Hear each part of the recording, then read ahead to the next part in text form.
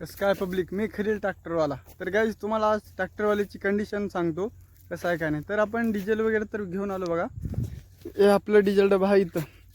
आता गाडीत आपण जवळपास 3000चं डिझेल आणला. 32-33 लिटर डिझेल आहे. आपली गाडी आहे भोकळ दूर. आता आपल्याकडून डोक्यावर उचलून न्यावं लागणार. तर तुम्हाला कंडिशन दाखवतो ट्रॅक्टरवाल्याची कशी आहे का नाही. तसं करत तर वावरापत्र आणलो थोडंफार दूर गाडी. तर आपल्याला बरेच दूर जायचं आहे. तर तुम्हाला दाखवतो ट्रॅक्टरवाल्याची अवस्था काय होते काय नाही.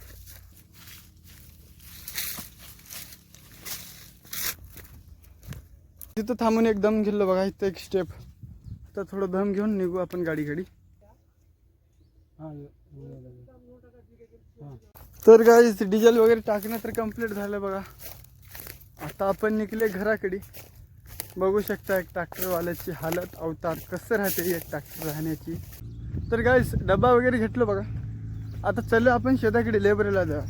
ऊन तर एवढं बेकार व्हायला की नाही, दुनियाचं खतरनाक ऊन व्हायला. काम चालू होतं आहे आणि समोर असणार #ट्रॅक्टरवाला.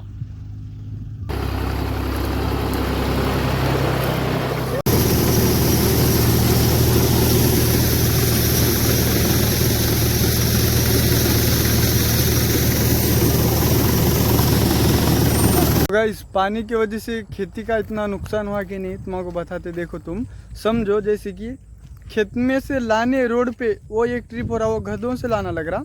फिर